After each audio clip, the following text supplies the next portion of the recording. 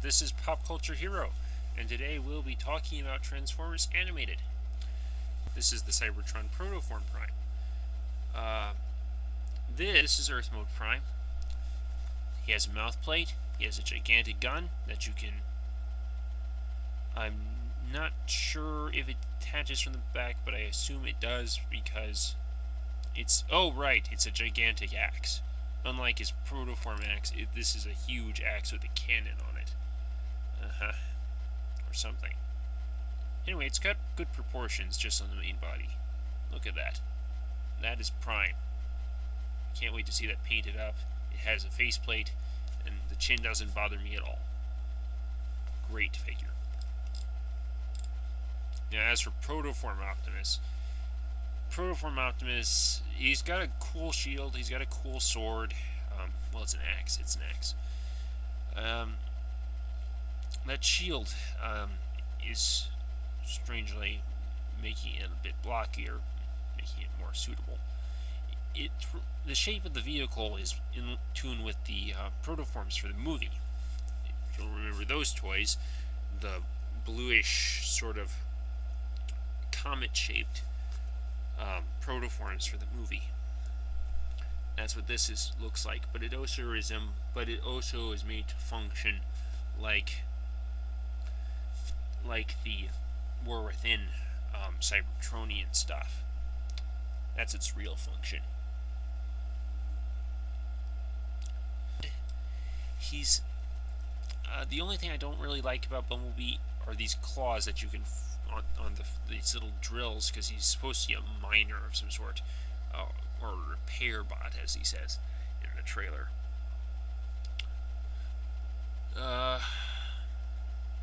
Anyway, you can push them together and they make one larger drill. I guess that's okay, but he kind of looks like he's opening up a little tiny Bumblebee matrix when he does that. The rockets on the back of him remind me of those from Teen Titans Cyborg. Now, Bulkhead he's big, he has limited articulation, mainly in the legs, and he's the only one that doesn't really have torso articulation. You may not have noticed it, but sometimes Hasbro restricts or removes completely torso articulation so that they can improve elsewhere on transformation or giving it an electronic sound gimmick or what have you. Moving on, he's not bad. He has a Crumple Zone-esque face. You know, Cybertron Crumple Zone. And he has two features. One is that the arm has punching action, and the other arm has a launching string-held projectile. There is, if you're looking for something that differentiates this line a little bit more favorably, all the Transformers in this line have an extra paint app. That it's a transparent paint app that helps protect these decals, such as Prime's Autobot symbol and Hound's star. Every paint app is protected by this layer that not only makes things appear more polished. Prowl's a good example of just how polished this gets, but it also protects the apps from playwear. And that's very important, because I've seen toys that have been played to death and they tear the apps off before. So Prowl's not bad. He's about 6 inches tall, if I remember right, in robot mode. And I like how he has both blue and red police lights on the back of him, and he also has humanoid proportions on the body. It's not a bad motorcycle. Sort of like Cybertron Ransack. Oh, yeah. There was one more thing. Prowl may be a nod to Action Master Prowl. Just throwing that out there, because Action Master Prowl rode a police cycle.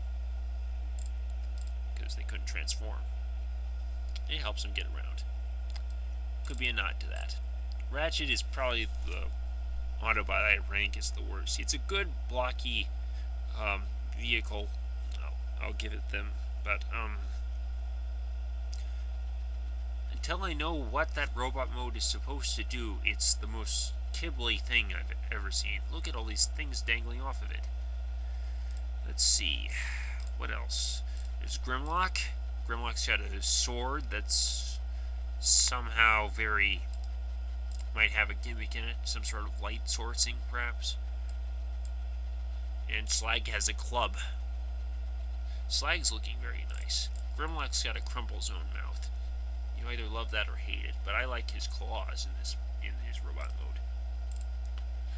And Slag is probably proportioned better, though. He looks more like a Triceratops, and he has a Triceratops head in the center of him, kind of like how Swoop did with his head. Protoform, he'll have an Earth form, and he will have, I guess, a detachable forearm cannon that'll make him look more G1-ish. I don't know if I want these protoforms, but the Megatron protoform doesn't look bad. It's sort of a Cybertronian VTOL, vertical takeoff and landing vehicle. Let's see. Starscream. Starscream's okay.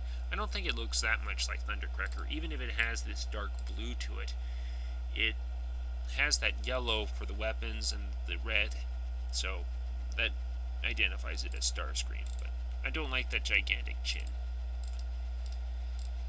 Let's see. Blitzwing. Blitzwing's a good figure, even though we're told it'll fit in well with classics, and that's good enough for me. Jet, double-barreled tank, good proportional looking robot mode. By having a double-barreled tank, keeps it symmetrical. I like that. Lugnut is just bulky. He's World War II styled tech, sort of a bomber. Black Arachna, not really interested. It's a spider and it looks very spidery. But it looks flimsy. It's a fembot. And Lockdown. Lockdown's looking better, actually. His vehicle mode tends to impress. And he has a detachable claw that's part of this engine. Claw blaster. I like it. Lockdown's good. Little lanky. Looks like he shouldn't belong in the Transformers toy line, but it's a good, monstrous little thing for Blitzwing to command. I like that. Soundwave is one figure we can't wait to see painted. And this guitar is supposed to turn to Laserbeak. But these are the pictures we have. Alright, those are the pictures we have for Transformers Animated. I'm going to... this is Pop Culture Hero signing out. Thanks for watching.